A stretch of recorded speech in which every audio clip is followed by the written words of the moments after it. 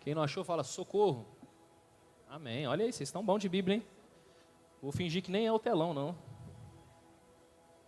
Vai dizer assim a palavra do Senhor: quando terminou o sábado, Maria Madalena, Salomé e Maria, mãe de Tiago, compraram especiarias aromáticas para ungir o corpo de Jesus.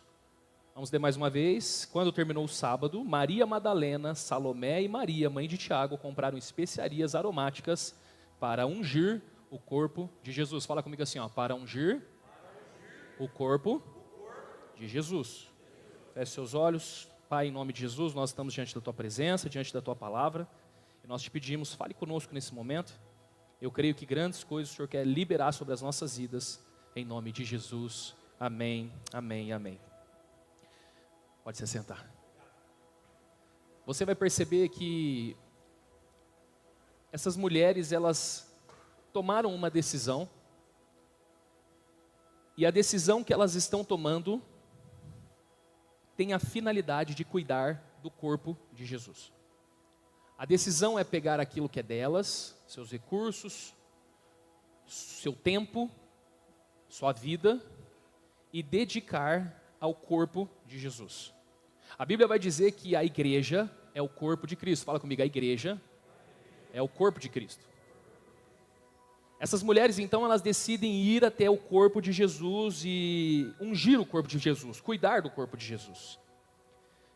Mas quando nós vamos ler essa história em diferentes visões, você vai perceber que acontecem algumas coisas que vão acontecendo para tentar nos parar. O que eu estou tentando explicar para você aqui de uma forma clara? Todas as vezes que você for ler a Bíblia, meu irmão, você precisa ler aquela história vendo a ótica de todo mundo que está narrando aquela história. A Bíblia vai dizer que existem 4 escritores, que é Mateus, Marcos, Lucas e... Todas as vezes que você for ler uma história, procure qual é a visão deles em relação a isso. Marcos vai dizer que quando terminou o sábado, essas 3 mulheres compraram especiarias e foram lá ungir o corpo de Jesus. Mas quando nós vamos em Mateus, Mateus traz alguns detalhes que Marcos não trouxe. Mateus 27, do 62 ao 66, vai dizer assim, ó, no dia seguinte, isto é, no sábado, os chefes dos sacerdotes e os fariseus dirigiram-se a Pilatos e disseram: Senhor, lembramos que enquanto ainda estava vivo, aquele impostor disse: depois de 3 dias ressuscitarei. Ordena, pois, que o sepulcro dele seja guardado até o 3º dia, para que não venham seus discípulos e, roubando o corpo, digam ao povo que ele ressuscitou dentre os mortos. Este último engano será pior que o primeiro. Levem um destacamento, respondeu Pilatos. Podem ir e mantenham o sepulcro em segurança como acharem melhor. Eles foram e armaram um esquema de segurança no sepulcro. Além de deixarem um destacamento montando guarda, lacraram a pedra. Você vai perceber que Mateus, ele está narrando uma circunstância onde existe um destacamento de soldados cuidando da porta. Não só isso, a pedra está lacrada. Aquelas mulheres, elas estão saindo de casa para fazer algo, mas elas não têm ideia do que está esperando elas, mas elas estão indo porque elas colocaram um propósito dentro do coração. Quando João vai narrar a história, João ele narra de uma outra forma, vai dizer assim, João 20, verso número 1, no primeiro dia da semana, bem cedo, estando ainda escuro, fala comigo, estando ainda escuro, Maria Madalena chegou ao sepulcro e viu que a pedra da entrada tinha sido removida. Nós vamos pegando nessa história aqui e trazendo uma aplicação para as nossas vidas, que todas as vezes que tomamos uma decisão de fazer algo para Jesus, algumas circunstâncias que não esperávamos, elas vão aparecer. E são basicamente essas circunstâncias que tentam impedir a gente de viver tudo aquilo que Deus está nos pedindo, tudo aquilo que determinamos dentro do nosso coração. Quem aqui no começo do ano colocou algo dentro do coração dizendo: eu vou viver isso, eu vou fazer isso, eu vou fazer aquilo, e você tinha muita força, muita coragem, muita fé de que viveriam essas coisas, só que no decorrer do tempo, algumas circunstâncias que você não esperava apareceram, sim ou não? E aí de repente você desestabiliza e não sabe o que vai fazer, e desanima, e essa é a trajetória nossa. A nossa vida, ela é pautada dessa forma. Essa semana foi uma semana muito difícil para mim, porque eu tinha colocado um plano na minha vida, e dentro desse plano eu me machuquei 2 vezes muito grave. Eu estou morrendo de dor aqui. Inclusive o testemunho da graça falou muito comigo, que eu quero orar aqui depois, eu creio que eu vou ser curado em nome de Jesus, ao invés de ficar tomando remédio toda hora. a gente faz alguns planos, só que algumas circunstâncias vão aparecendo no meio do caminho, e essas circunstâncias, elas vêm para desestabilizar. Olha a circunstância que essas mulheres vão encontrar. A primeira circunstância é uma força maior que a delas. Uma pedra grande e uma pedra lacrada. Elas decidiram no coração ungir o corpo de Jesus, cuidar daquilo que importa para elas, seguir o propósito que Deus colocou no coração delas. Só que no processo, a circunstância que elas encontram é o quê? Soldados, destacamento de soldados, uma pedra grande e lacrada. Como vou ungir o corpo de Jesus? Vou ter que enfrentar os soldados, vou ter que arrancar a pedra, vou ter que tirar o lacre que prende essa pedra. Como? Elas são mulheres, elas não têm força bruta para fazer isso. E assim funciona a nossa vida diariamente. Sonhos, desejos, propósitos são plantados dentro de nós. Mas quando olhamos para nós, olhamos o que tem na nossa frente, a gente desanima. Porque a gente ainda está pautando a nossa vida segundo a nossa ótica e não segundo aquilo que a palavra está falando sobre nós. Transicionar isso dentro da nossa cabeça é muito difícil. É por isso que quando o pastor Igor toma a decisão de dar uma oferta ao Senhor e comprar um apartamento, a história dele vai ser contada para muitas pessoas que vão entender, não é a minha condição, é maior do que eu, a pedra é maior do que eu, mas se Deus falou uma palavra, eu vou dar um passo mediante a palavra. É assim que vivemos a nossa vida. Deus dá uma direção de cuidarmos do corpo de Jesus, então vamos cuidar do corpo de Jesus, mas não é fácil, porque quando os dias vão passando, nós vamos percebendo, tem uns soldados ali, tem pedra grande, tem coisas que eu acho que eu não vou conseguir vencer. Assim funciona a nossa vida, mas nós não podemos nos esquecer daquilo que Deus falou dentro do nosso coração. Se Deus colocou dentro do teu coração que você vai empreender, vai ser um grande empresário, vai conquistar muitos recursos, vai transformar muitas vidas, saiba de uma coisa, tem muita pedra grande para você passar, tem muito destacamento soldado para te interferir, mas você vai chegar lá e vai ver os milagres acontecendo. Quando você casou, lembra você no altar? Ai, amor da minha vida, eu te amo. Irmão, eu já fiz 36 casamentos. 36 casamentos vendo as declarações de amor. E chora. Ai, você é a tampa da minha panela. Ai, o bife da minha marmita. Aquela coisa linda. E chora e fala, porque Deus desenhou. Primeiro ano de casamento é terrível, sim ou não, irmão? Meu Deus, é tanta pedra grande, é tanto destacamento de soldado, é tanto demônio que aparece. Jesus amado, faz parte da vida. Só que nós precisamos entender que aquilo que foi prometido no início, nenhuma circunstância que vier pode interferir naquilo que foi liberado sobre nós. Samuel chega e unge Davi, derrama o óleo sobre a cabeça dele, o Espírito do Senhor desce sobre ele. Fazia 40 dias que um gigante estava gritando, não tem ninguém para me enfrentar, não tem homem aí não. De repente Davi chega para levar comida para os seus irmãos. Quando ele chega lá, o gigante está gritando. Ele sabe que aquele gigante é maior, ele sabe que a circunstância é maior, ele sabe que é mais poderosa que ele, mas ele não se esqueceu que ele recebeu uma unção, ele recebeu uma palavra, e quando ele olhou ele disse, eu não vou por mim, eu vou pelo nome do Deus vivo, eu vou por aquele que me ungiu, por aquele que me prometeu. Não há capacidade humana dentro de nós para remover uma pedra grande. Aquelas mulheres não conseguiriam remover a pedra, aquelas mulheres não conseguiriam arrancar o lacre, elas não conseguiriam vencer um destacamento de soldados, mas mesmo assim elas foram. Qual é a outra circunstância que essas mulheres estão vivendo? Elas foram de madrugada, no escuro, fala comigo, no escuro. Irmão, você sabia que o escuro é aquilo que distorce basicamente a nossa visão?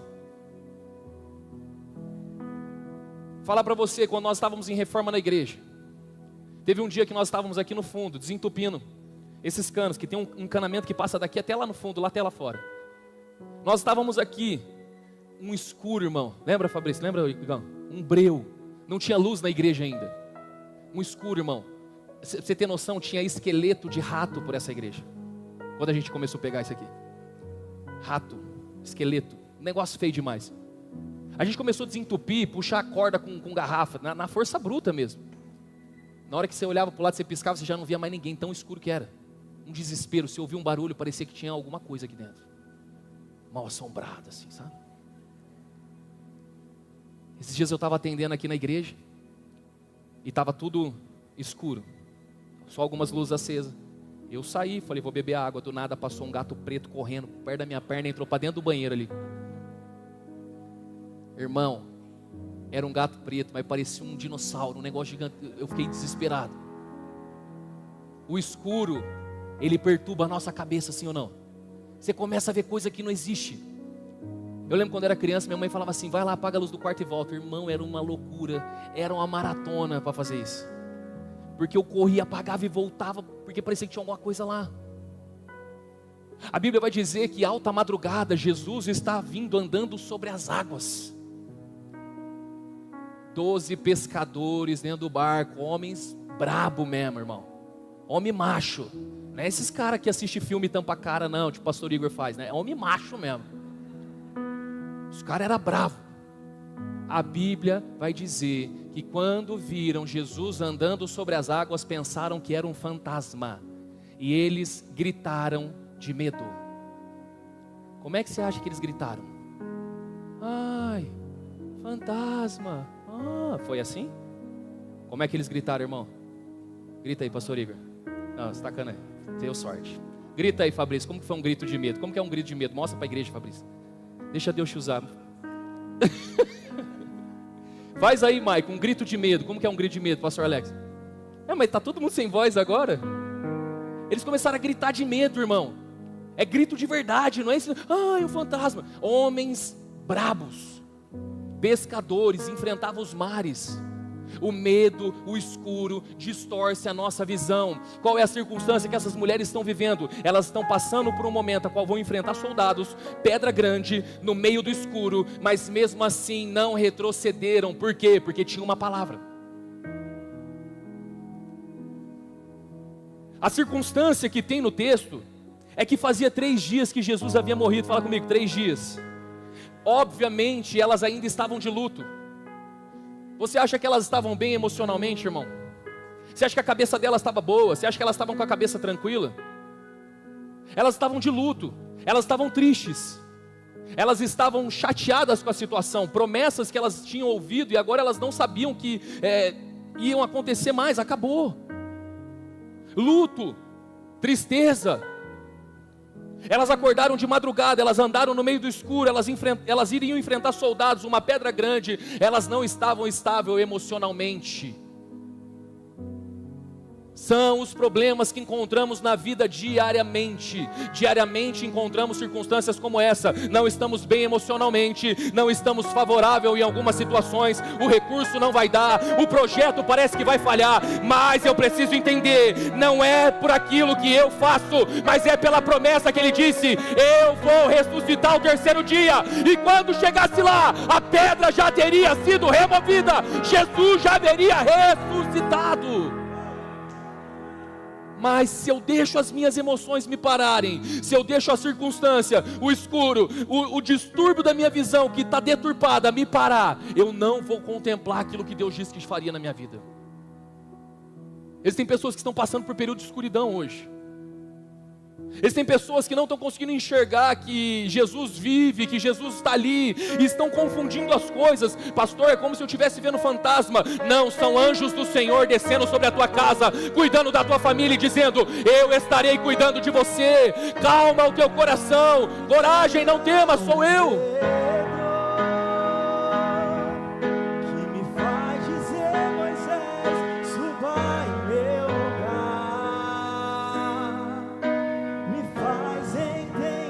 Joga as suas 2 mãos para o céu, diga isso para ele. A tempestade é você, chuva forte é você, vento forte é você, o que me faz tremer as pernas. O luto daquelas mulheres não tinha poder de impedir Jesus de ressuscitar.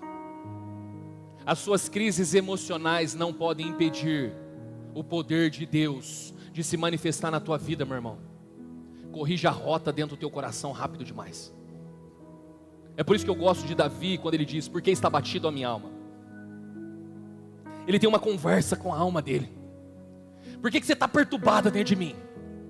Espere em Deus. É essa conversa que nós temos que ter todos os dias. Porque você acordou desanimado, porque você está cansado, porque você está triste. Você tem uma promessa, você tem uma palavra, você tem uma missão. Pessoas vão ser salvas através de você. Teu negócio vai prosperar, tua casa vai crescer, teus filhos vão viver todos os projetos que Deus tem para você. Eu não vou permitir o luto não pode impedir o milagre que Deus quer fazer acontecer na minha vida. Vamos ungir o corpo de Jesus. Elas se levantaram e foram. Só que às vezes a nossa vista está deturpada. Segundo Reis, capítulo 6, do 14 ao 17. O rei enviou para lá uma grande tropa com cavalos e carros de guerra. Eles chegaram de noite e cercaram a cidade. Fala comigo, de noite. O que acontece de noite? De noite está É exatamente, o inimigo ele aparece nos momentos de escuridão. O servo do homem de Deus levantou bem cedo pela manhã e quando saiu, ele viu que a tropa de cavalos e carros de guerra havia cercado a cidade. Então ele exclamou: ah, meu senhor, o que faremos? O profeta respondeu: não tenha medo, aqueles que estão conosco são mais numerosos do que estão com eles. Então Eliseu orou: Senhor, abre os olhos dele para que vejam. O Senhor abriu os olhos do servo, que olhou e viu as colinas cheias de cavalos e carruagens de fogo ao redor de Eliseu. A minha oração hoje é: abra os olhos da tua igreja, Pai. Abra os olhos para que nós possamos ver que é maior aquele que está em nós do que aquele que está no mundo. Maior é aquele que cuida de nós, maior é aquele que está conosco. Às vezes o teu problema é só divisão. Deus está dizendo: abra os teus olhos, porque você vai começar a ver, você vai começar a contemplar. Abra os teus olhos.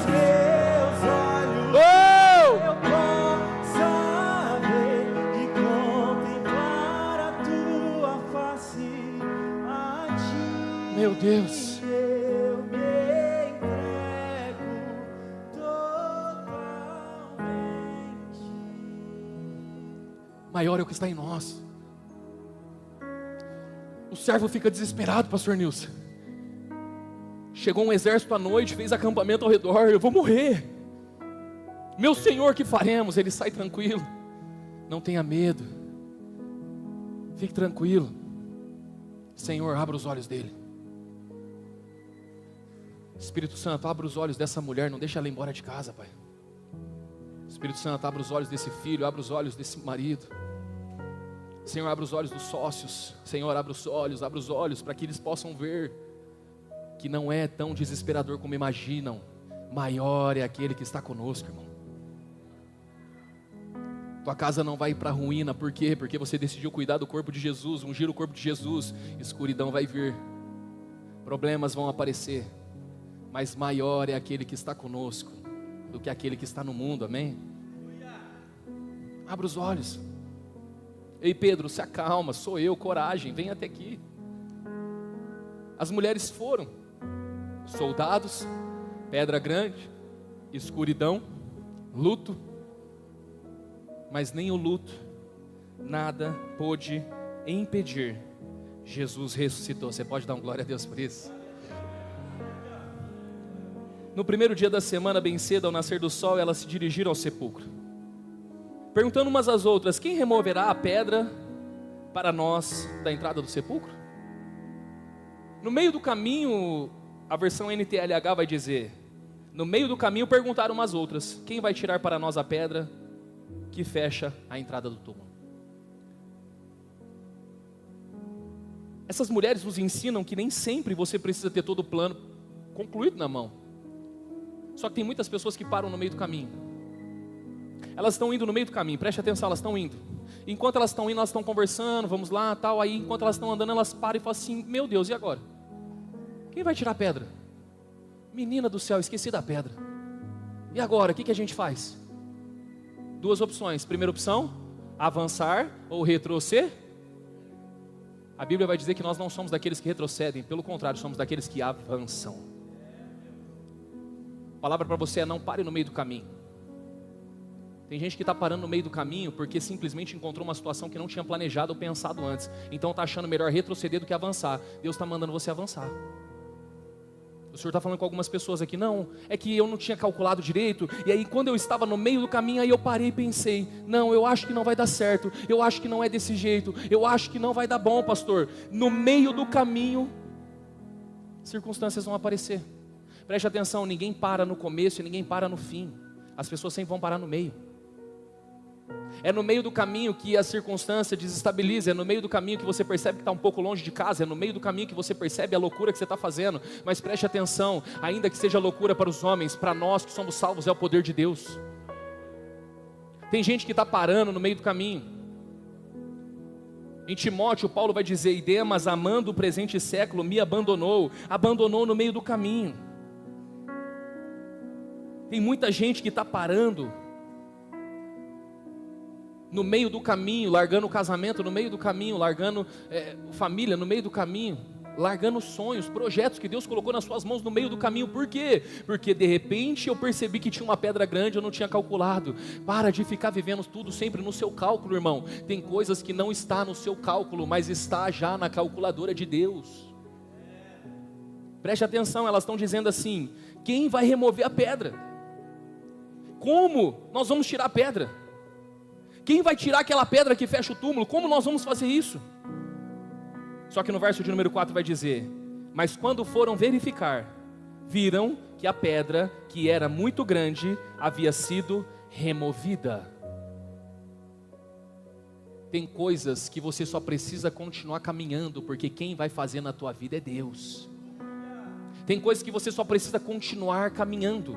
Pastor, como que eu vou vencer essa situação? Como eu vou vencer esse obstáculo? É grande demais para mim. Exatamente, Deus não mandou você vencer, Deus só mandou você permanecer, porque quem vence é Ele. Eu vou contra ti em nome do Deus vivo, e o Deus vivo que me vê, Ele vai derrubar você, gigante. O meu papel é só se posicionar, o meu papel é só estar em prontidão. Eu só preciso tocar a trombeta, porque quem derruba a muralha é Deus. Eu só preciso dar 7 voltas, porque quem vai fazer cair é Ele. Eu não preciso de 10.300 tocando trombeta, vai ser maior do que todo um exército e vai colocar os moabitas para correr. Eu preciso entender que eu só preciso permanecer no caminho, porque quem remove a pedra é Deus, irmão. Ele vai remover a pedra, é Ele que remove. Elas foram verificar e quando viram, a pedra já havia sido removida. Existem batalhas que Deus resolve mesmo antes da sua chegada. Existem coisas que já estão prontas, já foram finalizadas, e você não contemplou. Sabe por quê? Você parou no meio do caminho. Você não foi lá ver. Você não foi lá verificar. Quantos sonhos e projetos você orou, empresas que você pensou em abrir, sonhos, planos que você fez, e você parou no meio do caminho por causa do obstáculo, e depois você viu alguém fazendo e ficou pensando: nossa, essa ideia era minha. Alguém já passou por isso alguma vez? É porque você ficou parado no tempo, enquanto Deus já tinha removido a pedra para você entrar. Outra pessoa veio e fez, porque encontrou a oportunidade de uma oração sua que foi respondida, mas que você não acessou. A gente precisa parar de querer ter o controle de todas as coisas, porque o desejo de ter o controle de todas as coisas é o que está fazendo muita gente ficar parada no meio do caminho. Só vou andar quando eu tiver tudo pronto, só vou andar quando tiver tudo certo, só vou fazer quando tiver tudo nos planos, só vou fazer quando tiver tudo organizado. Não, irmão, dê o passo, comece a andar. Deus vai fazer nascer ponte, Deus vai começar a construir chão, Deus vai começar a liberar processos, Deus vai começar a fazer as coisas. Dá o passo que Deus faz, começa a caminhar que Ele remove a pedra. Para de ficar esperando as coisas se encaixarem para fazer. Faça, porque as coisas vão se encaixar. A ação vem antes do milagre.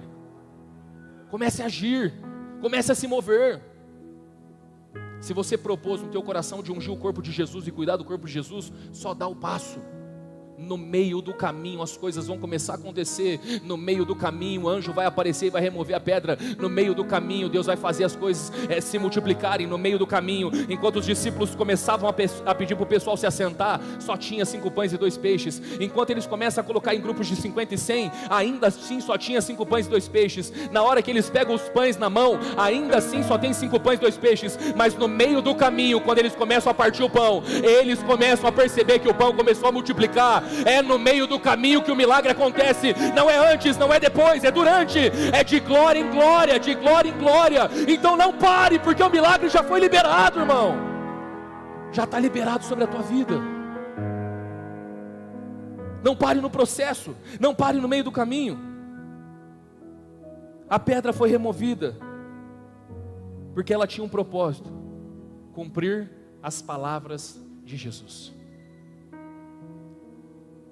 A pedra foi removida não porque as mulheres são boas, A pedra não foi removida porque Deus queria exaltar as mulheres.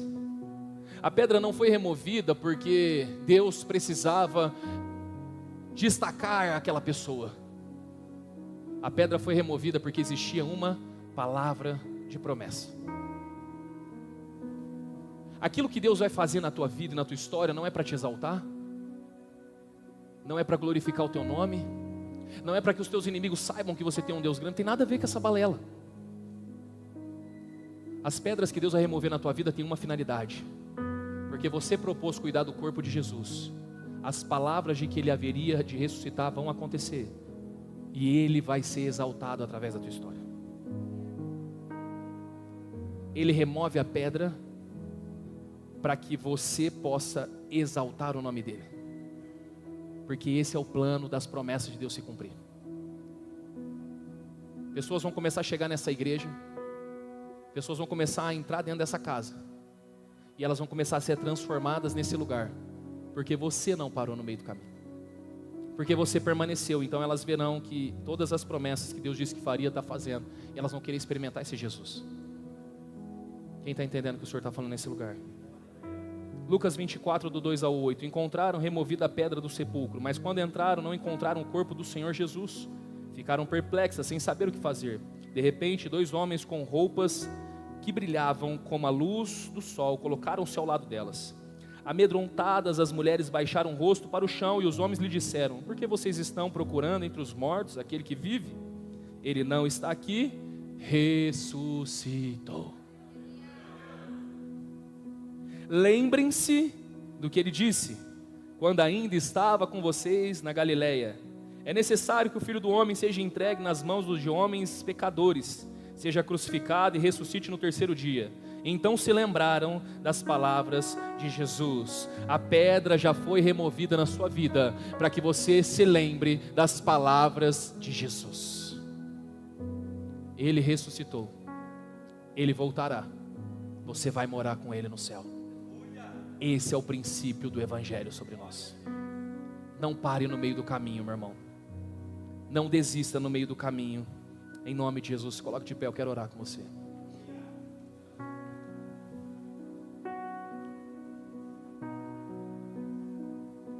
Remove a minha pedra,